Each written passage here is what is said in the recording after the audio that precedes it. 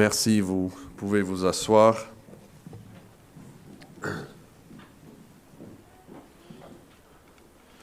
Et je vous invite à trouver dans vos Bibles 1 Jean et le premier chapitre.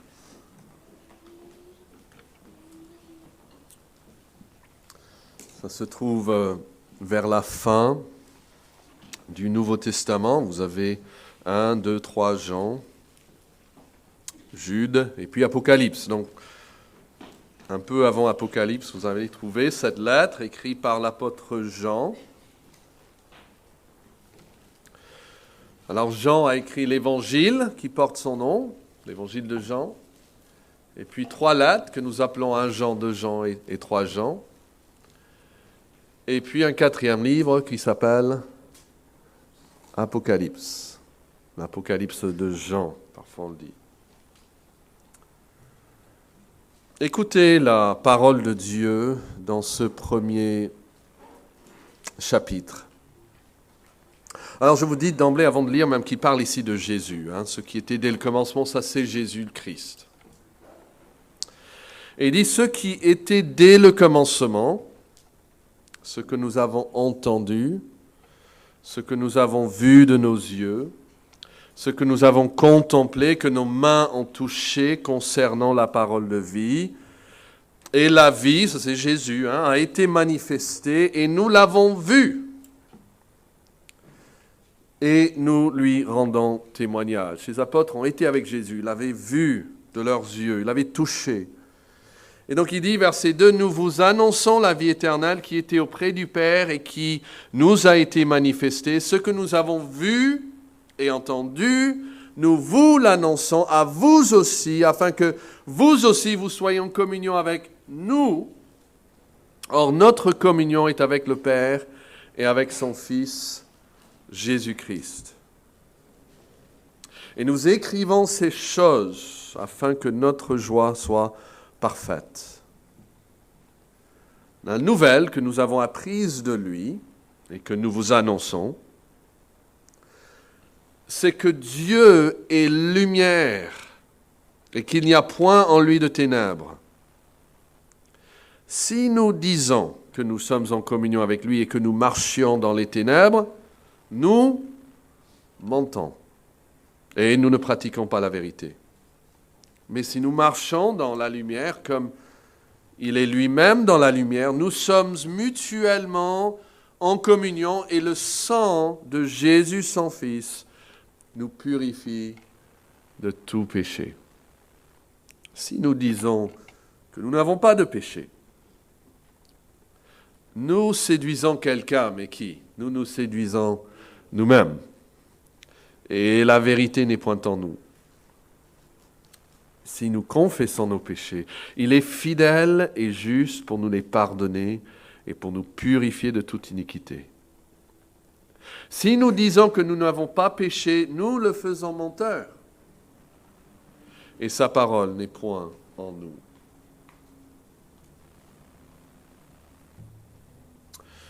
Alors, je ne sais pas si c'est à moi d'avancer ou non. Mais je veux d'abord voir 2 familles. Dans la Bible, il y a 2 grandes familles. Il y a d'abord la famille du diable. On le voit presque tout de suite dans la Bible, en Genèse, juste le 3e chapitre, quand Dieu vient et il parle au serpent, il parle au diable, il dit « Je mettrai inimitié entre toi et la femme, entre ta postérité et sa postérité. Celle-ci t'écrasera la tête et tu lui blesseras le talon. » Satan aura une postérité. Il aura une postérité. C'est pas grave. Je sais pas. Et puis en Matthieu 3, 7, Jésus revient à ce même thème plusieurs fois dans son discours. Vous avez ce texte aussi, Matthieu 3, 7. « Mais voyant à son baptême beaucoup de pharisiens et de sadducéens, il leur dit, race de vipères. Race de vipères. » Écoutez cette phrase. Race de vipères. Qui vous a appris à fuir la colère à venir? Et Jésus ne dit pas ça juste pour être méchant ou pour créer une image. Il les voit comme la race de Satan, en disant race de vipères. Et puis si on peut avancer jusqu'à Matthieu 12, verset 34, Jésus encore dit race de vipères. Comment pourriez-vous dire de bonnes choses, et je l'ai ici, si on peut l'avancer. Comment pourriez-vous dire de bonnes choses, méchants comme vous l'êtes, car c'est de l'abondance du cœur que la bouche parle. Et notez qu'ils sont méchants par nature. Hein. Jésus dit, vous êtes méchants. Vous êtes de la race des vipères, la race de Satan, et vous êtes méchants par nature. Et c'est donc de l'abondance du cœur que la bouche va parler. Il dit aussi en Matthieu 23, verset 33, « Serpent, race de vipères, comment échapperez-vous au châtiment de la géhenne ?» qui parle de l'enfer. Et puis en Jean 8, 44, il dit très clairement, « Vous avez pour père qui ?» Le diable. C'est fort, non? « Et vous voulez accomplir les désirs de votre père. » Plus tard, dans le récit des Actes, quand Paul et son compagnon Barnabas partent dans leur premier voyage, ils vont à l'île de Chypre et ils sont confrontés par un faux prophète juif qui s'appelle Bar-Jésus, il a 2 noms. Et Acte 13, verset 8 nous dit ceci. Il dit, mais Élymas, le magicien, car c'est ce que signifie son nom, leur faisait opposition, cherchant à détourner de la foi le proconsul. Alors Saul, appelé aussi Paul, rempli du Saint-Esprit, fixa les regards sur lui et dit, « Homme plein de toute espèce de ruse et de fraude, écoutez ceci, fils du diable. » Et il n'est pas en train de le maudire simplement, hein. Il n'utilise pas comme un gros mot pour l'insulter. Il le voit vraiment comme Jésus voit, comme des fils du diable, ennemis de toute justice. Et de peur que certains ici se disent, bon, ça c'est des cas exceptionnels. Des fils de diable, il y en a certainement, j'en connais peut-être dans ma vie. Mais ça ne parle pas de tout le monde, ça ne parle certainement pas de moi.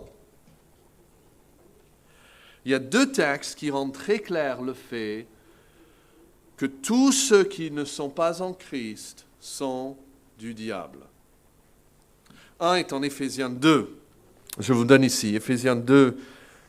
Il parle à tous les croyants. Il dit, vous étiez morts par vos offenses et par vos péchés dans lesquels vous marchiez autrefois selon le train de ce monde. D'accord? Donc, on suivait le train du monde, mais ce n'est pas tout. Hein? Selon le prince de la puissance de l'air. C'est qui ça? Eh bien ça, c'est l'esprit qui agit maintenant dans les fils de la rébellion. Ça parle de Satan ici. Le prince de la puissance de l'air, il est appelé cela ailleurs dans la Bible. Il est l'esprit qui agit maintenant dans les fils de la rébellion. Vous voyez, Satan agit dans les vies de tous ceux qui ne sont pas en Christ. Et puis je vous invite à trouver dans vos Bibles 1 Jean 3, parce que ce n'est pas loin d'un Jean 1 que vous avez déjà trouvé. Regardez 1 Jean 3. Et ça, c'est l'autre texte qui démontre que ce n'est pas que des cas exceptionnels qui sont des fils de diable. Mais nous sommes nés comme ça, nous sommes nés dans le camp du diable. Regardez le verset 8, 1 Jean 3, 8. Celui qui pratique le péché, il est quoi? Qu'est-ce qu'il dit le texte? Il est du diable. Car le diable pêche dès le commencement. Le Fils de Dieu apparut afin de détruire les œuvres du diable. Quiconque est né de Dieu, vous voyez, on a 2 maintenant possibilités. On peut être du diable ou on peut être né de Dieu. Il ne pratique pas le péché parce que la semence de Dieu demeure en lui. Il ne peut pécher parce qu'il est né de Dieu. Car c'est par là que se font reconnaître les enfants de Dieu et les enfants du diable. Vous voyez combien d'options il y en a? Il n'y en a pas 3, 4, 5, 6, il y en a 2. Il y a les options, les enfants, de Dieu, et puis les enfants du diable. C'est exactement ce que Jésus a dit. Vous êtes de votre père, le diable. Vous êtes ce matin enfant du diable ou enfant de Dieu. Et quiconque ne pratique pas la justice n'est pas de Dieu ni celui qui n'aime pas son frère. Nous voyons l'influence, l'appartenance même au diable de tous ceux qui sont en dehors de Christ. Verset 8, c'est celui qui pratique le péché, il est du diable. Verset 10 parle des enfants du diable. Verset 12 parle de certains qui sont du malin. Et verset 14 dit qu'ils demeurent dans la mort. Donc, il y a les enfants, il y a la famille du diable. Et puis de l'autre côté, il y a la famille de Dieu. Et restez dans ce chapitre. Et regardez les premiers versets de ce même chapitre. Vous y êtes, 1 Jean 3, verset 1. Voyez quel amour le Père, déjà il l'appelle Père, hein, mais il nous a témoigné pour que nous soyons appelés quoi? C'est merveilleux, non? Nous sommes nés enfants du diable, mais quel amour qui nous appelle maintenant enfants de Dieu. Et nous le sommes, il dit. Et nous le sommes, ça c'est à souligner. Hein. Si le monde ne nous connaît pas, c'est qu'il ne l'a pas connu. Bien-aimés, nous sommes maintenant, quoi? Enfants de Dieu. Maintenant, nous sommes enfants de Dieu. Et ce que nous serons, ça n'a pas encore été manifesté. La Bible dit en Colossiens que notre vie est cachée avec Christ en Dieu. Et quand Christ paraîtra, alors vous paraîtrez aussi avec lui dans la gloire. Mais ce n'est pas encore manifesté. Mais nous savons ceci, que lorsqu'il paraîtra, nous serons semblables à lui, parce que nous le verrons tel qu'il est, et quiconque a cette espérance en lui se purifie comme lui-même est pur. Dans 1 Jean 3, nous voyons que ne pas être en Christ, c'est d'être du diable. On n'a pas besoin d'être possédé pour vivre sous la dominance du diable. En effet, il y a ce grand contraste, ces deux possibilités. Les enfants de Dieu et les enfants du diable, ou ceux qui sont du diable. Verset 10, les enfants de Dieu et les enfants du diable. Et je vous demande, mes amis, de ne pas considérer ces choses de l'extérieur.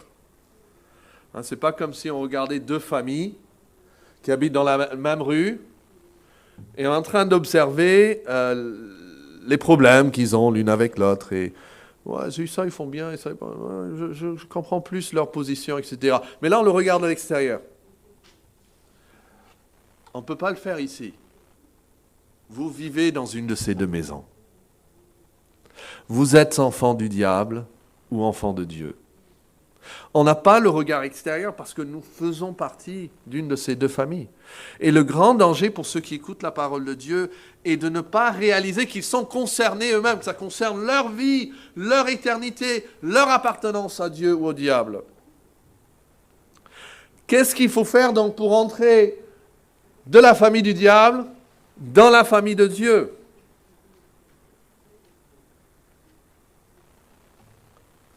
Il n'y a pas de question plus importante que cela. Parce que tous ceux qui sont dans cette famille mourront. Et tous ceux qui sont dans la famille de Dieu vivront. Ce changement est décrit de beaucoup de façons dans la Bible. Par exemple, c'est de passer à la mort, à la vie, par une nouvelle naissance. Jésus a dit, il faut être né de nouveau. Ou, la Bible décrit comme cela, c'est de passer à la condamnation. Hein, ici, dans la famille du diable, nous sommes condamnés par Dieu. Et nous passons à la justification. On nous déclare juste. Mais ici, en 1 Jean, nous trouvons une autre image. Et c'est de passer d'une ignorance de Dieu à une communion avec Dieu. C'est ça que nous allons observer. Pas la question de justification, condamnation, ou mort et vie. Mais ceux qui sont dans la famille du diable ne connaissent pas Dieu. Ceux qui sont en Dieu, dans la famille de Dieu, ont une communion avec Dieu. Regardez 1 Jean 3, verset 1. Voyez quel amour le Père nous a témoigné pour que nous soyons appelés enfants de Dieu, et nous le sommes. Si le monde ne nous connaît pas, qu'est-ce qu'il dit par rapport au monde? Il ne l'a pas connu. Vous voyez, ça c'est leur ignorance. Ils n'ont pas connu Dieu. Regardez le verset 6 du même chapitre. Quiconque demeure en lui ne pratique pas le péché. Quiconque pratique le péché ne l'a pas vu et ne l'a pas connu. Ils sont ignorants de Dieu. Vous savez, on peut vivre toute notre vie ignorant de Dieu. Et on pense, oui, je connais Dieu, je sais comment il est, et on peut être complètement ignorant. Et ça, on l'admet assez facilement quand ça fait avec les gens. Parfois, on apprend quelqu'un, on lit leurs lettres, ou on les voit, et puis on a l'occasion de les rencontrer en personne, et on se dit après, bon, ils ne sont pas du tout ce que je pensais qu'ils allaient être. Et on admet que c'est possible d'avoir un mauvais jugement de quelqu'un. Mais vous savez, de Dieu aussi, on peut l'avoir. On peut penser, il est comme ça, il est comme ceci, et puis quand on le rencontre, on découvre qu'il est tout autre chose. Le monde, ceux qui sont dans le monde, ne connaissent pas vraiment Dieu. Ah, ils ont des idées reçues, ils pensent le connaître. Par la grâce de Dieu, vous pouvez passer d'une ignorance de Dieu à une communion avec Dieu. Où vous le connaissez et où il vous connaît. Donc de l'ignorance de Dieu à la communion avec Dieu. Et il y a 3 étapes qui sont nécessaires dans ce premier chapitre. Vous pouvez retrouver 1 Jean 1, voir les 3 étapes nécessaires. De passer de l'ignorance de Dieu à la communion de Dieu. Comment puis-je dire que j'ai une communion avec le Dieu qui a créé ce monde ? Regardez le premier verset. Ce qui était dès le commencement, c'est Christ ici. Ce que nous avons entendu, c'est Christ. Ce que nous avons vu de nos yeux, Christ encore. Ce que nous avons contemplé, que nos mains ont touché, concernant la parole de vie. Verset 2 dit, et la vie a été quoi ? Manifestée. Ça, c'est la première étape. La vie est manifestée. Si la vie ne se manifeste pas, on ne va jamais pouvoir entrer en communion avec lui. On ne peut même pas compter les étoiles, on ne peut même pas visiter toute notre atmosphère et planète. Et on ne peut certainement pas connaître Dieu tout seul. Il doit se manifester. Jésus est appelé ici celui qui était dès le commencement, verset 1. Il est appelé au verset 2 la vie. Il dit, la vie a été manifestée par de Jésus. Et plus tard, dans le même verset, il l'appelle la vie éternelle. Et nous vous annonçons la vie éternelle qui était auprès du Père et qui nous a été manifestée. Donc la vie a été manifestée. On le dit 2 fois au verset 2. Et la vie a été manifestée. Nous l'avons vue et nous lui rendons témoignage. Et nous vous annonçons la vie éternelle qui était auprès du Père et qui nous a été manifestée. Dieu vraiment s'est révélé. Il s'est manifesté à l'homme. La vie a dû être manifestée d'une manière historique, tangible. Vous voyez, il a dit, on a touché même de nos mains. On devait pouvoir l'entendre, le voir, le contempler, le toucher avec les mains. Il s'est véritablement manifesté. Jean dit dans son évangile, chapitre 1, verset 14, « Et la parole a été faite chair, et elle a habité parmi nous, pleine de grâce et de vérité, et nous avons contemplé sa gloire. » Une gloire comme la gloire du Fils unique venu du Père. Nous avons contemplé sa gloire parce qu'elle a été manifestée. Mais vous êtes intelligent, et vous savez que ce n'est pas beaucoup de personnes qui l'ont vu, n'est-ce pas ? Il n'y avait pas de télé à l'époque, pas de radio. Les seules personnes qui l'ont vu ont été des personnes qui pouvaient en fait l'entendre de leurs oreilles, le voir de leurs yeux, le toucher avec leurs mains. Un tout petit nombre en fait. Si on pense à tous les êtres humains dans l'histoire de l'humanité, très peu l'ont vu. Et Jésus pensait déjà à ceux qui n'allaient jamais le voir jusqu'au ciel. Quand il a prié le Père, et ça c'est en Jean 17, verset 20, et il dit ceci, il prie le Père juste avant sa mort, il dit, c'est pas seulement pour eux que je prie, il parle de ses disciples, mais encore pour ceux qui croiront en moi par leur parole. Vous voyez les deux groupes? Il y a eux qui me voient, qui me touchent, et après il y a ceux qui croiront en moi par leur parole, ou comme dit notre traduction, grâce à leur témoignage. Et c'est ce qui se passe ici. Regardez 1 Jean 1, verset 2. La vie a été manifestée, nous l'avons vue, mais ça ne s'arrête pas là. Qu'est-ce qu'il dit juste après? Et nous lui rendons témoignage. Et c'est quoi le verbe qui suit? Et nous vous annonçons. Vous voyez, ils vont rendre témoignage, ils vont annoncer la vie qu'ils ont vue. Ça, c'est la deuxième étape.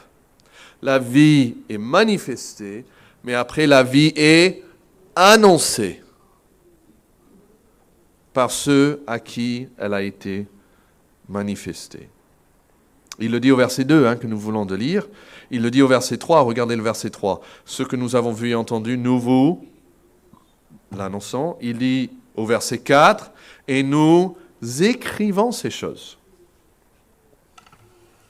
Il dit au verset 5. La nouvelle que nous avons apprise de lui et que nous vous annonçons. Et notez bien là au verset 4. Il dit que cette annonce se fait par écrit. Vous voyez ça? Nous vous l'annonçons, verset 3. Nous écrivons ces choses, verset 4. Nous vous l'annonçons, verset 5.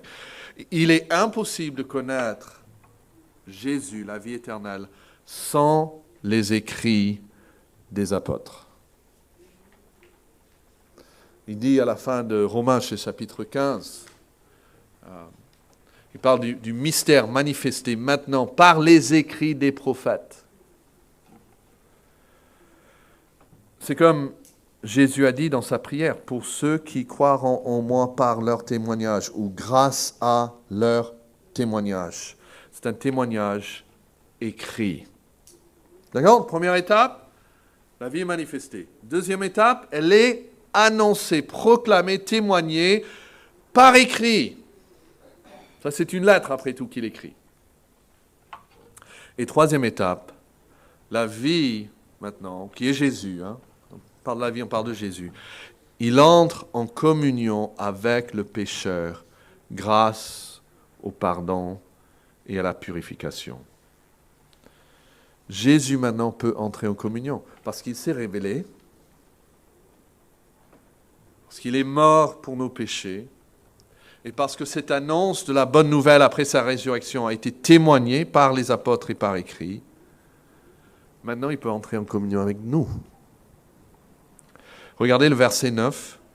Si nous confessons nos péchés, il est fidèle et juste pour nous les pardonner. Chapitre 2, verset 12. Je vous écris, petits enfants, parce que vos péchés vous sont pardonnés à cause de son nom. Il entre en communion, il doit nous pardonner. Et il doit aussi nous purifier. Et c'est pour ça le verset 7 dit, « Mais si nous marchons dans la lumière comme il est lui-même dans la lumière, nous sommes mutuellement en communion. » C'est là où on prend le mot communion. Communion. Et le sang de Jésus, son Fils, nous purifie de tout péché. Et verset 9, ça revient. « Si nous confessons nos péchés, il est fidèle et juste pour nous les pardonner et pour nous purifier de toute iniquité. » Le sang, donc verset 7, de Jésus, son Fils, nous purifie de tout péché, et Dieu, verset 9, nous purifie de toute iniquité. Donc, grâce au pardon et grâce à la purification que Jésus fait, que Dieu le Père fait aussi, Jésus-Christ, la vie, entre en communion avec le pécheur. Notez ces 4 occurrences du mot communion. Vous pouvez les entourer. Verset 3. Ce que nous avons vu et entendu, vous l'annonçons et à vous aussi, afin que vous aussi vous soyez en communion avec nous. Nous, les apôtres, nous qui connaissons Dieu, vous allez entrer en communion avec nous. Et notre communion est avec le Père et avec son Fils Jésus-Christ. Vous voyez, c'est comme, il y a 2 personnes dans une voiture. Et derrière, il y a peut-être 3 places. Et vous connaissez quelqu'un derrière, il dit, « Viens, entre. Assis-toi à côté de moi, moi je suis à côté d'un autre. » Vous voyez, donc en entrant dans la voiture pour vous mettre à côté de votre ami, vous êtes aussi avec son ami à lui.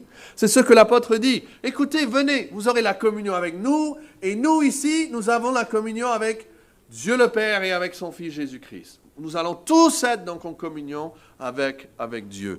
Et puis verset 6, si nous disons que nous sommes en communion avec lui, que nous marchons dans les ténèbres, nous mentons, nous ne pratiquons pas la vérité, mais si nous marchons dans la lumière comme il est lui-même dans la lumière, nous sommes mutuellement en communion.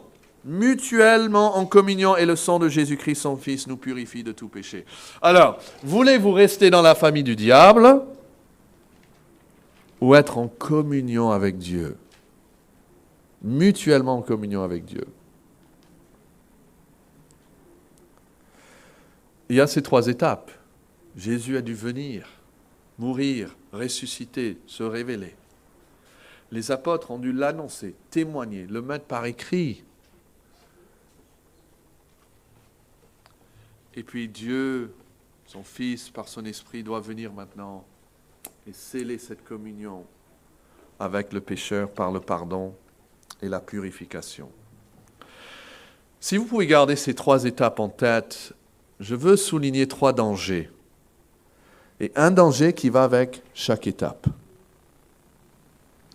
Ce sont, deuxièmement, donc des obstacles à la communion avec Dieu.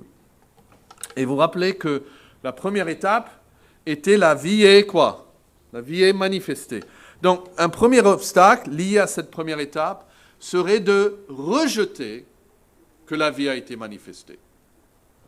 Si vous rejetez ça, vous n'allez pas entrer en communion avec lui. Et il va parler plus tard dans cette lettre, on ne va pas regarder, mais de ceux qui vont rejeter que Jésus-Christ est vraiment venu en chair. On dirait qu'ils sont même du diable. D'accord? Donc ceux ou celles qui rejettent que Dieu le Fils s'est vraiment manifesté, ils ne vont pas connaître Dieu. La deuxième étape, rappelez la deuxième étape, c'est que la vie manifestée maintenant doit être quoi? Annoncée ou témoignée par les apôtres.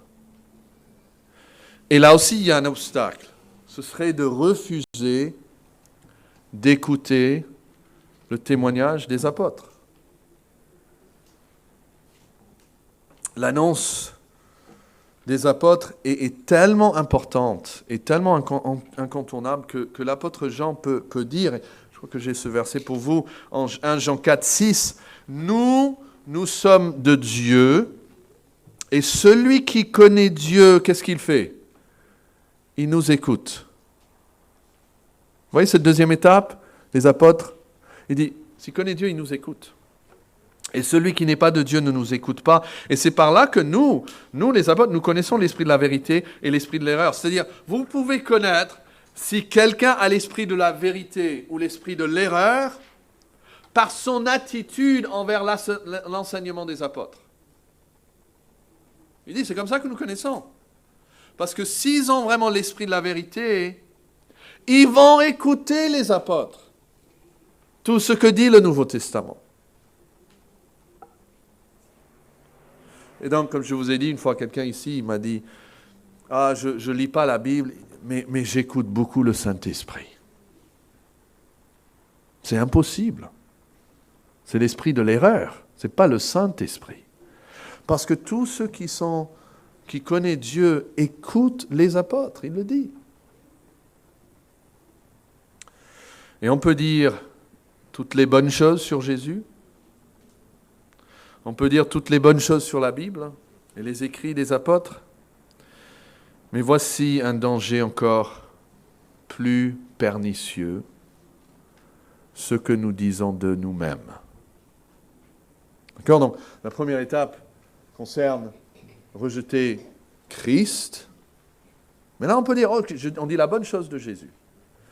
Deuxième étape, refuser d'écouter les apôtres. Mais on peut dire les bonnes choses sur les apôtres et sur la Bible. Mais il reste, troisième obstacle, qu'est-ce que je vais dire de moi-même? Notez les premiers mots de ces versets, verset 6. Regardez verset 6, chapitre 1, verset 6. Si quoi? Si nous disons que nous sommes. Vous voyez, ça c'est pas ce qu'ils pensent de Dieu, Jésus, les apôtres, attention, qu'est-ce que dites-vous de vous-même? Regardez le premier mot du verset 8. Si nous disons que nous, verset 9, si nous confessons nous, verset 10, si nous disons que nous. Vous voyez 4 fois, il va parler de ce qu'on dit par rapport à nous-mêmes. Ça, c'est un grand obstacle à la connaissance et la communion avec Dieu. C'est ce dont l'apôtre traite le plus, parce que je pense que c'est le plus grand danger pour ceux qui entendent la parole de Dieu. La plupart des personnes qui rejettent le Christ, premier obstacle, ou rejettent la Bible, ils ne vont même pas venir à l'église. Mais il y a beaucoup de personnes qui viennent à l'église, qui disent les bonnes choses de Dieu sur Christ, sur la Bible, qui apprécient même une prédication biblique, mais qui ne peuvent pas dire la vérité sur eux-mêmes. Ils ne peuvent pas être honnêtes par rapport à eux-mêmes. Et nous devons tous faire face au miroir, regarder vraiment dans le miroir de la parole de Dieu et accepter ce que la Bible dit de nous-mêmes.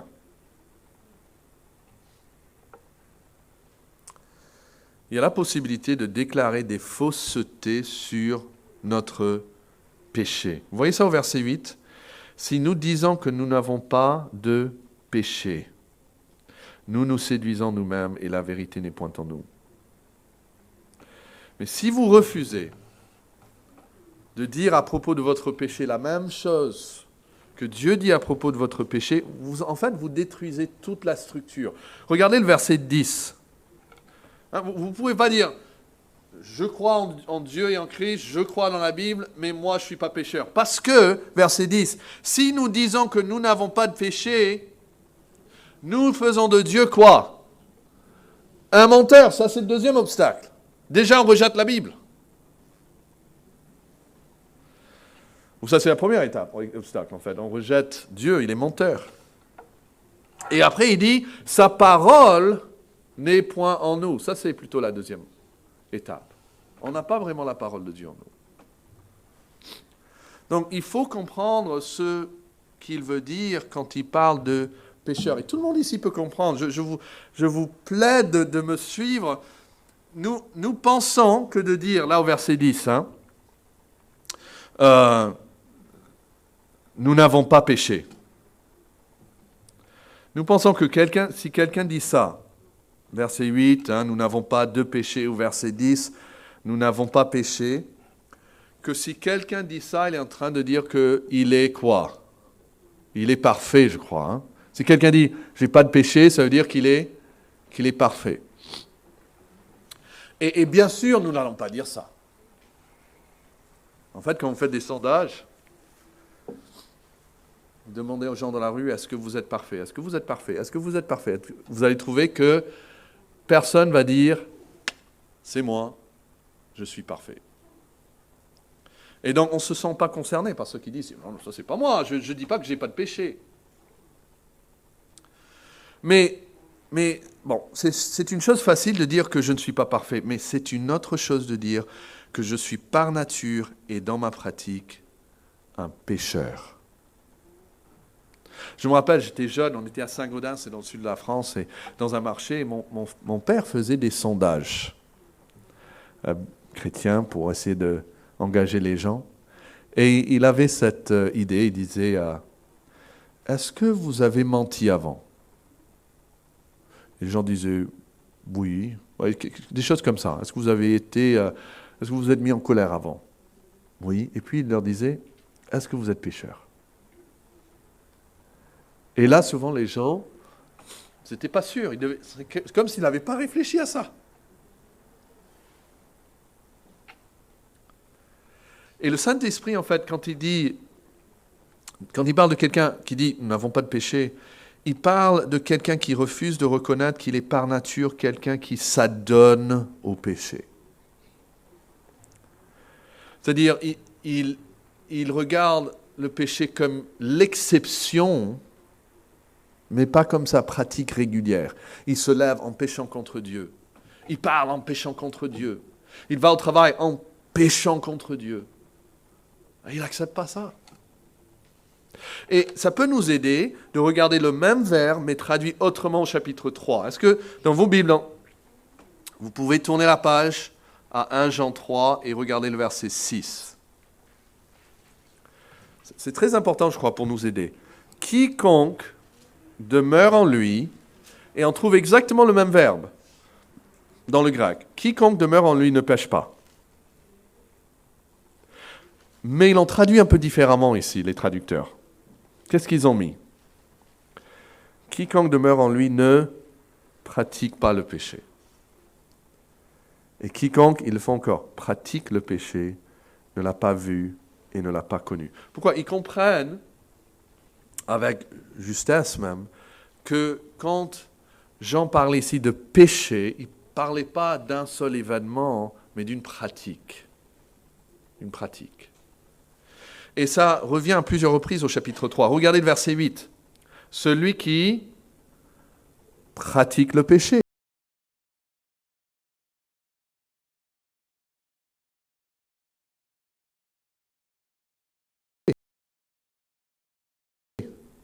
Et du diable. Vous voyez ça? Regardez le verset 9. Quiconque est né de Dieu ne... En fait, littéralement, il ne pêche pas, mais nous savons ailleurs, même dans cette lettre, il dit,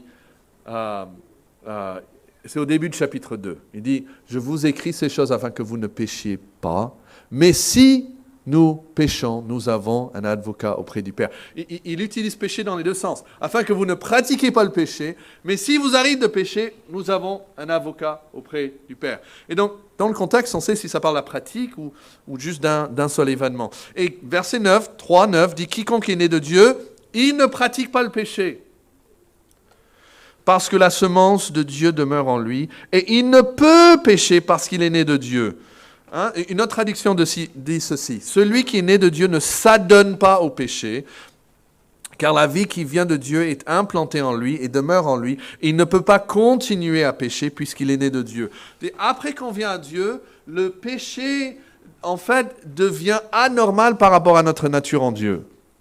Et on ne peut pas persister dans un seul péché sans se repentir.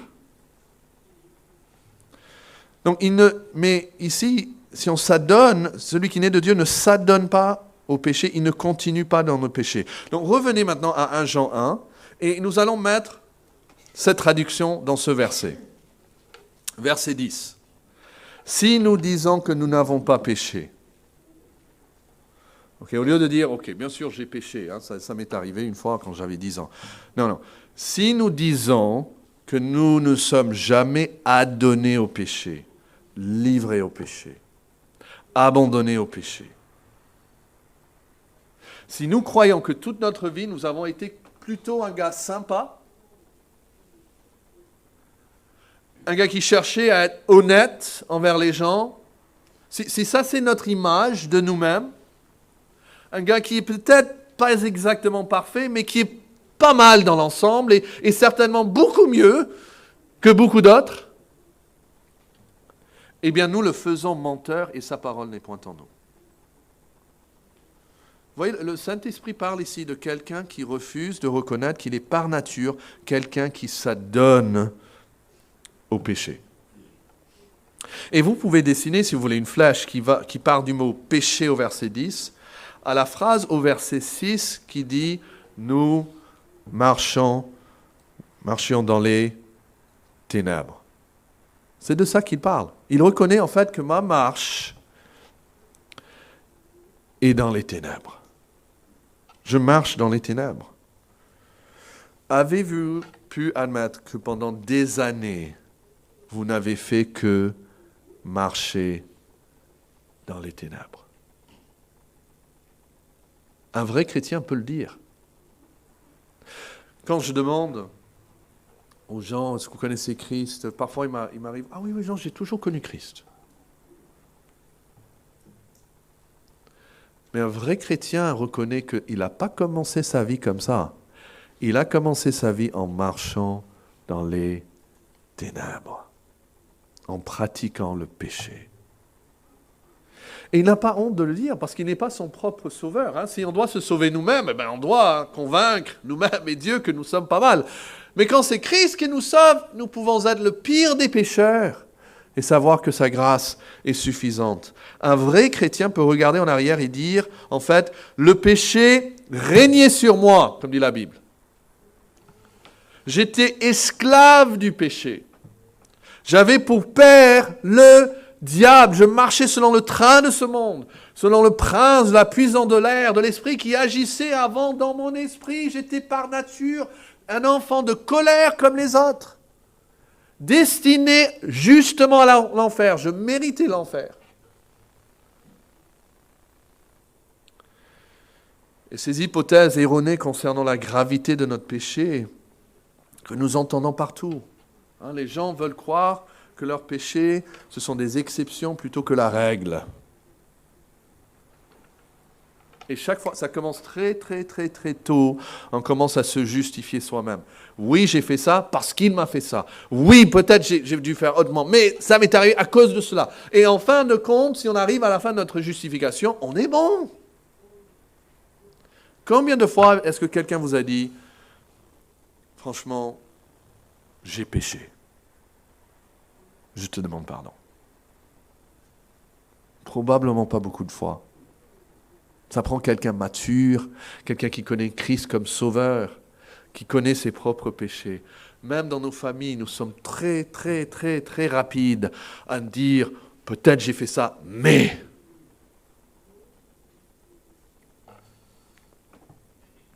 Et ces hypothèses erronées concernant la gravité de notre propre péché nous conduisent à des hypothèses erronées concernant notre relation avec Dieu. C'est ça qui arrive au verset 6. Regardez le verset 6. Si nous disons que nous sommes en communion avec lui et que nous marchions dans les ténèbres, nous mentons et nous ne pratiquons pas la vérité.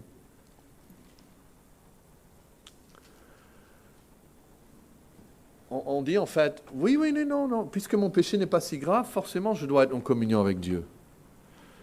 Et je demande souvent aux gens, est-ce que vous connaissez Dieu? Est-ce que vous connaissez Christ? Et la réponse très souvent, quand c'est dans le contexte de l'Église, la réponse est très souvent oui. Ah oui, je connais le Seigneur. C'est-à-dire, ah non, je pourrais dire, ok, vous dites, vous êtes en communion avec Dieu donc. Oui.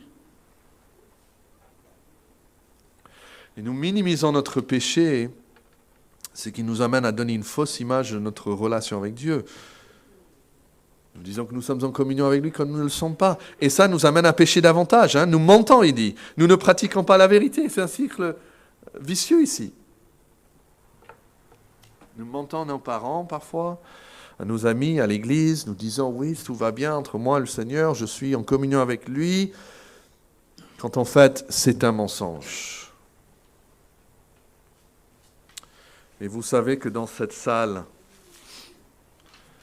il y a très probablement des menteurs.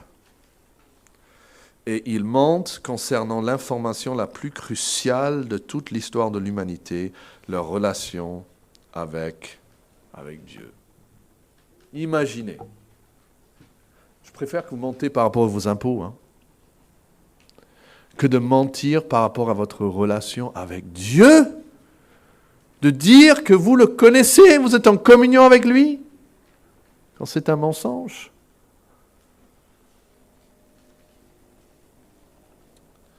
Quelle est donc pour clore la marche et la confession de ceux qui vivent en communion avec Dieu? Quelle est la marche? Troisième point, la marche et la confession de ceux qui vivent en communion avec Dieu. Eh bien, ils marchent. Que dit le verset 7? Il marche en communion, il marche dans la lumière. Alors, si vous regardez le verset 6 à 10, il y a un contraste entre chaque verset. Okay? Donc 6 parle de ce qui est négatif, verset 7 parle de ce qui est positif, verset 8 parle de ce qui est négatif, verset 9 parle de ce qui est positif, verset 10 parle de ce qui est négatif. On passe du mauvais au bon avec chaque verset. Donc, versets 6 et 7 sont un contraste. Si nous disons que nous sommes en communion avec lui et que nous marchions dans les ténèbres, nous mentons et nous ne pratiquons pas la vérité. Mais si nous marchions dans la lumière, comme il est lui-même dans la lumière, nous sommes mutuellement en communion et le sang de Jésus, son Fils, nous purifie de tout péché. Il y a ce contraste. Jean 3, Jésus parle et dit, ce jugement, c'est verset 19, c'est l'évangile de Jean. Ce jugement, c'est que la lumière étant venue dans le monde, les hommes ont préféré quoi? Ils ont préféré les ténèbres à la lumière. Ils ont préféré marcher dans les ténèbres plutôt que dans la lumière parce que leurs œuvres étaient mauvaises. Car quiconque fait le mal est la lumière et ne vient pas à la lumière de peur que ses œuvres soient dévoilées. Mais celui qui agit selon la vérité, c'est-à-dire il marche dans la lumière, vient à la lumière, afin que ses œuvres soient manifestées parce qu'elles sont faites en Dieu. Ce n'est pas ses propres œuvres, c'est des œuvres qui ont été faites en Dieu avec l'aide de Christ et du Saint-Esprit. Donc ces gens marchent dans la lumière. Ils rejettent les ténèbres. Ils viennent toujours vers la lumière. Est-ce que votre visage est dirigé vers la lumière ou vers les ténèbres? S'il n'y avait pas les parents pour les enfants, pour vous guider, s'il n'y avait pas peut-être la femme ou le mari ou les enfants ou le travail, si vraiment vous pouvez sortir de cette salle et en enlever toute contrainte, et on vous donnait tout l'argent nécessaire, toute l'autorité nécessaire pour faire ce que vous voulez faire, où est-ce que vous allez marcher? Vers la lumière de Dieu en Christ? Avec tout cet argent, ce pouvoir, ce temps maintenant, cette capacité, moi je veux ça, les ténèbres. Et la deuxième chose qu'ils font, ils marchent avec Dieu dans la lumière. Mais notez l'autre contraste. C'est verset 8, verset 9, verset 10. Regardez-le. Verset 8, il dit, si nous disons que nous n'avons pas péché. Vous voyez ça? Regardez le verset 10. Si nous disons que nous n'avons pas péché. Vous voyez, s'il y a un couplet, ils vont ensemble. Et le contraste de cela, c'est au milieu. D'accord? Donc il y a 8, 10. Nous disons, tout va bien, je suis pas mal. Le contraste, c'est verset 9. Qu'est-ce qu'il dit verset 9? Si nous confessons nos péchés. Il est fidèle et juste pour nous les pardonner et pour nous purifier de toute iniquité. Voici la promesse. Mais on va tous dire quelque chose par rapport à notre péché. Vous allez tous dire, même si c'est qu'à vous-même, vous allez dire, mes péchés sont horribles, je mérite la mort. Et vous allez dire, mes péchés ne sont pas très graves. Je peux m'en occuper plus tard. J'ai d'autres choses à faire avant. Franchement, si vous n'êtes pas à Christ, c'est votre vue de votre propre péché. Ne mentez pas à vous-même pour dire « je suis honnête, je ne viens pas à Christ ». Non, non, vous n'êtes pas honnête, vous pensez que vous êtes pas mal. Vous ne réalisez pas que vous êtes affreux devant Dieu. Vos péchés méritent son jugement et vont recevoir son jugement. La Bible dit même que le jugement est déjà tombé. Ils sont déjà jugés. Donc vous êtes déjà jugés. Mais vous dites de vos péchés, voilà, c'est pas grave, je vais les contenir, je vais m'en occuper plus tard. Ou verset 9, c'est quoi l'autre option? Nous allons confesser nos péchés. Alors nous venons maintenant devant la table du Seigneur. Et nous sommes tous confrontés à nos péchés. Qu'est-ce que nous allons dire par rapport à nos péchés? Même les croyants, même ceux qui sont en Christ, qu'est-ce que vous allez dire par rapport à votre péché? Est-ce qu'il y a un péché à quel Dieu apporte votre attention même ce matin? Peut-être c'est quelque chose de spécifique. Alors, prenez-le. Qu'est-ce que vous allez faire? Vous allez l'excuser, le justifier, le défendre, le remettre à plus tard? Vous allez dire, dans ma propre force, je vais pouvoir m'occuper de cela? Non, vous ne pouvez pas. Soit vous allez minimiser le problème, soit vous allez le confesser. Vous allez l'apporter à Dieu. Vous allez dire, Tu sais déjà tous mes péchés. Mais maintenant, moi, je vais te dire que je suis pécheur. Que c'est un péché. Ô Dieu, je le confesse. Et notez la promesse, verset 9. Si nous ne minimisons pas notre péché, mais nous confessons nos péchés, il est quoi? Fidèle et juste pour nous pardonner et nous purifier de toute iniquité. Et c'est ça qui rétablit la communion. Prions. Ô Dieu, prends, s'il te plaît, les paroles faibles d'un serviteur faible. Mais prends ta parole qui a été prononcée, qui est puissante, et fais qu'elle pénètre dans nos cœurs. Ô Dieu, ouvre les cœurs de ceux qui restent indifférents par rapport à leurs propres péchés. Ils ne voient même pas qu'ils sont esclaves, qu'ils sont condamnés, et ils ne savent même pas le jour où le verdict sera prononcé et où le jugement commencera. Ils sont peut-être à que quelques heures de près, quelques jours. Ô Dieu, aie pitié d'eux, tu les amènes jusqu'aux larmes, qui réalisent qu'ils marchent dans les ténèbres, qui ne connaissent pas Dieu, quoi qu'il en dise. Ils sont enfants du diable.